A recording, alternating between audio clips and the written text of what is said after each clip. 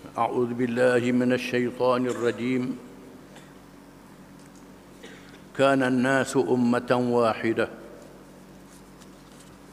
فبعث الله النبيين مبشرين ومنذرين وأنزل معهم الكتاب بالحق ليحكم بين الناس فيما اختلفوا فيه وما اختلف فيه إلا الذين أوتوه من بعد ما جاءتهم البينات بغيا بينهم فهدى الله الذين آمنوا لما اختلفوا فيه من الحق بإذنه والله يهدي من يشاء إلى صراط مستقيم.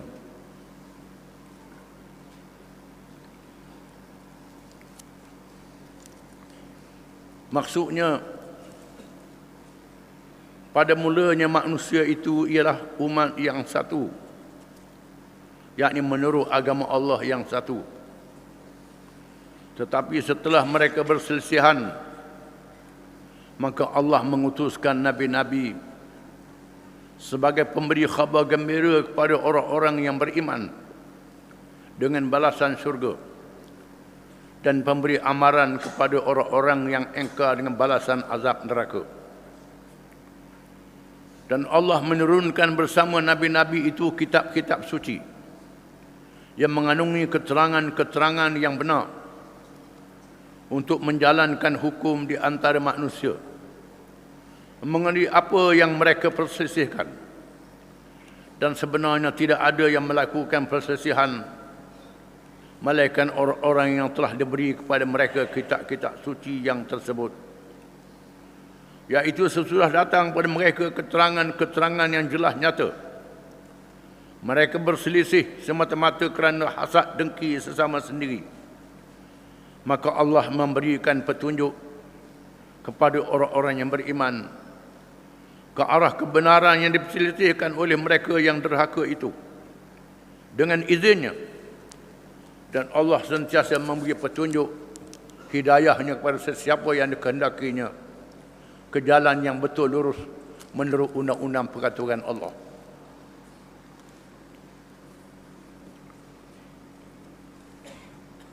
Mengikut Ibn Abbas radhiyallahu anhuma, sepupu Nabi sallallahu alaihi wasallam yang alim dalam ilmu Al-Quranul Karim, kerana mendapat doa Nabi SAW ketika dilahirkan ke dunia.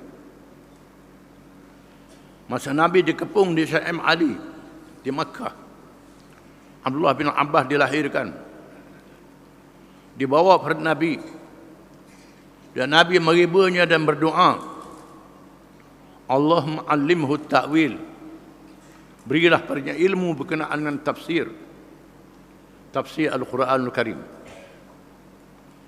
Dan dianggap sebagai orang yang paling alim dalam tafsir Al-Quranul Karim, sehingga disebut terjemahanul Quran, yang mampu menafsirkan Al-Quranul Karim.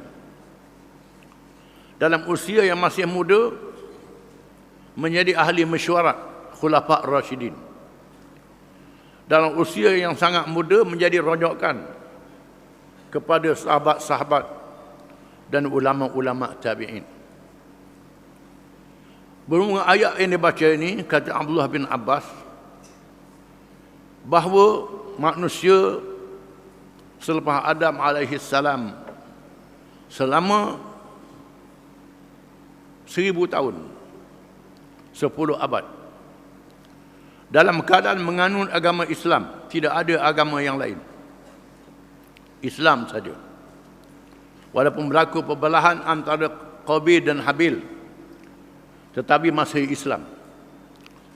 Islam adalah satu-satunya agama sehingga 10 abad, 1000 tahun selepas wafatnya Nabi Adam AS, berlakulah penyelewengan di kalangan manusia, melantik Tuhan yang lain daripada Allah, menyembah berhala.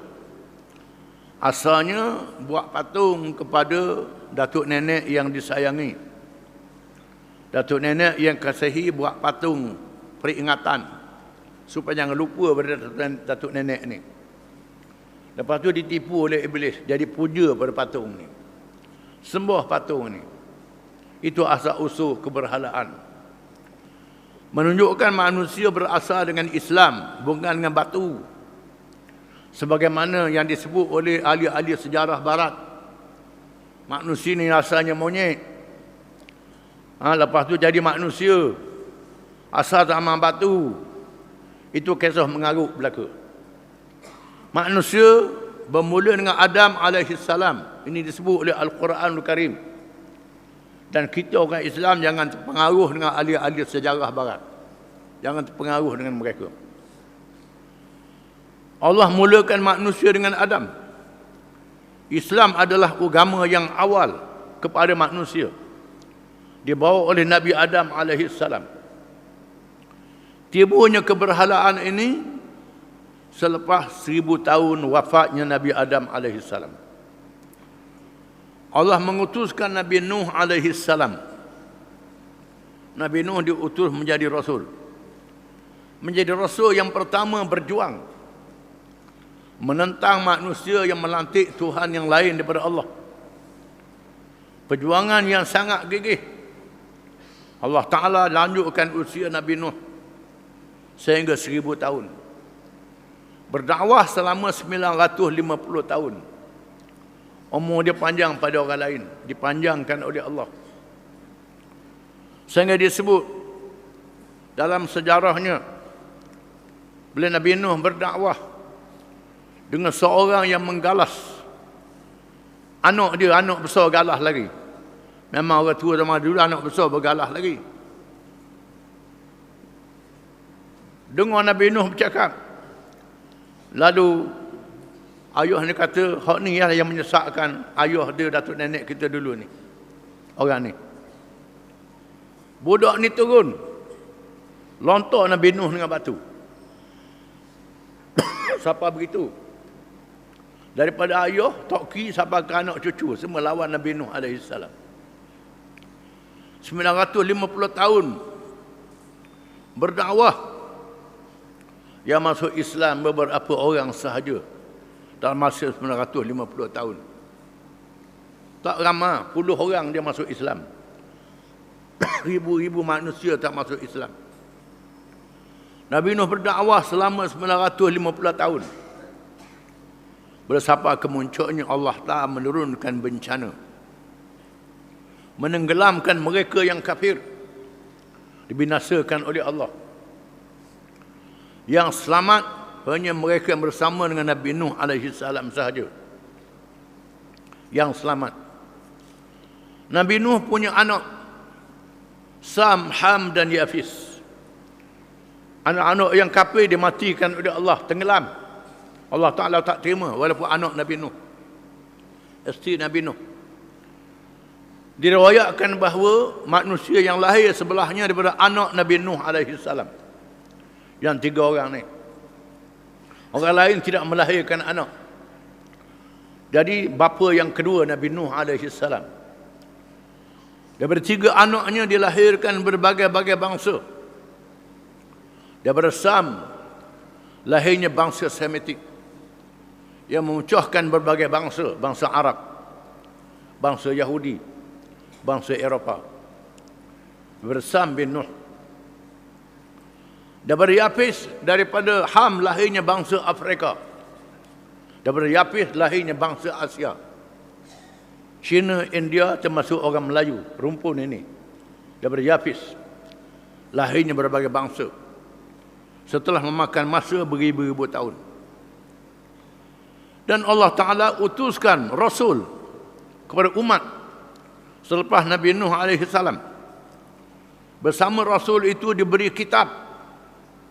Bukan saja 4 kitab, banyak kitab. Bukan saja Taurah, Zabur, Injil dan Quran. Di sana ada sahifah-sahifah. Kitab dibawa oleh Rasul-Rasul mengikut zaman dan kaum masing-masing. Kita ini menerangkan petunjuk Allah Subhanahu wa Ta'ala. Menerangkan jalan yang sebenar. Siapa Tuhan yang sebenar? Bagaimana nak beribadat pada Tuhan yang sebenar? memberitahu halal dan haram. Perkara yang halal baik, yang haram mendatangkan mudarat.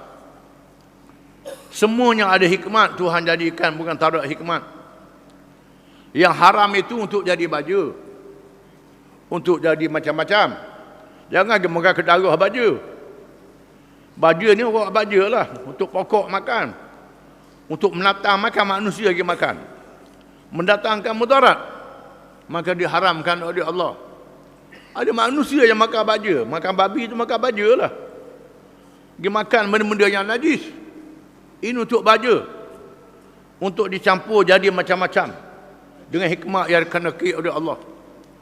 Maka Allah menekankan batas halal dan haram dalam perkara pakaian, makanan dan sebagainya, dinyatakan dalam kitab, dan tidaklah menjadi perbalahan melainkan kerana ada kalangan manusia yang lawan kitab Allah. Ini punca balah.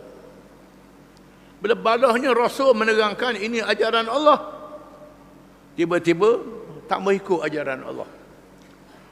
Yang jadi kepala lawan ajaran Allah ni pemimpin-pemimpin, raja-raja di zaman masing-masing, pembesar zaman masing-masing, pemimpin masyarakat yang sombong, yang takabur, yang bangga dengan kedudukan dia, lawan rasul-rasul yang dilantik oleh Allah, menyebabkan rasul-rasul terpaksa berlawan dengan mereka.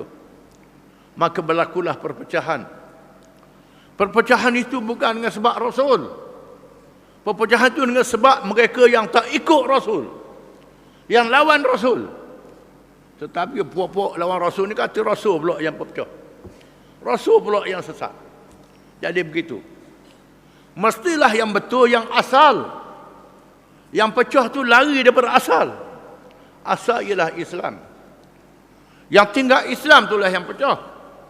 Allah Ta'ala utus rasul-rasul dengan nabi-nabi yang besar dan nabi-nabi yang kecil.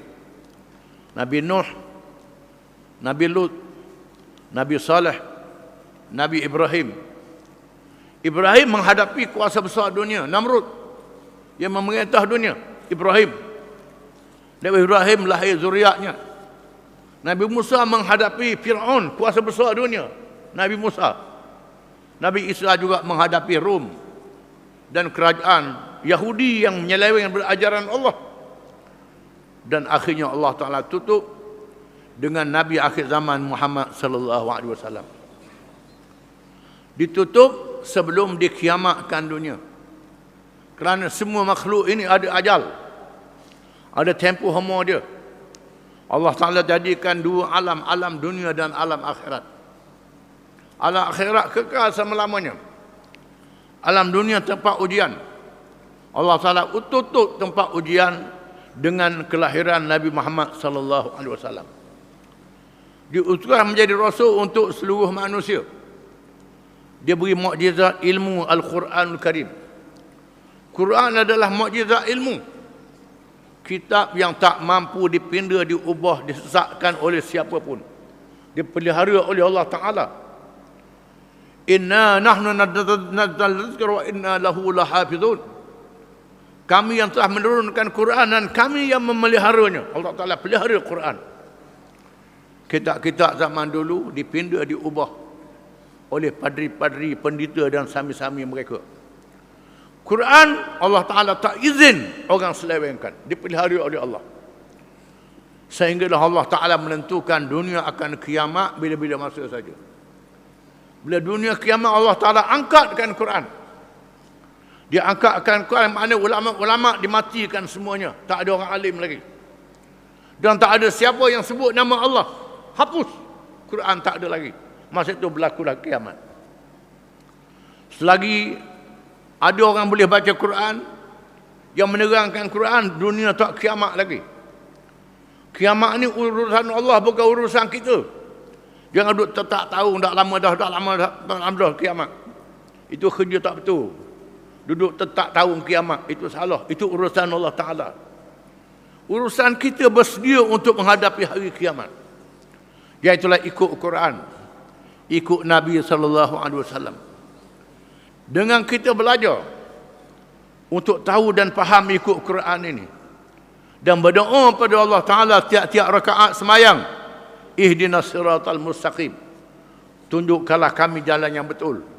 Minta Tuhan tunjuk, minta Tuhan beri hidayah. Tak cukup dengan belajar saja. Kerana orang yang dia belajar tinggi-tinggi, sombong, tak dapat hidayah. Tak dapat petunjuk daripada Allah Ta'ala. Hanya mereka yang layak saja dapat hidayah.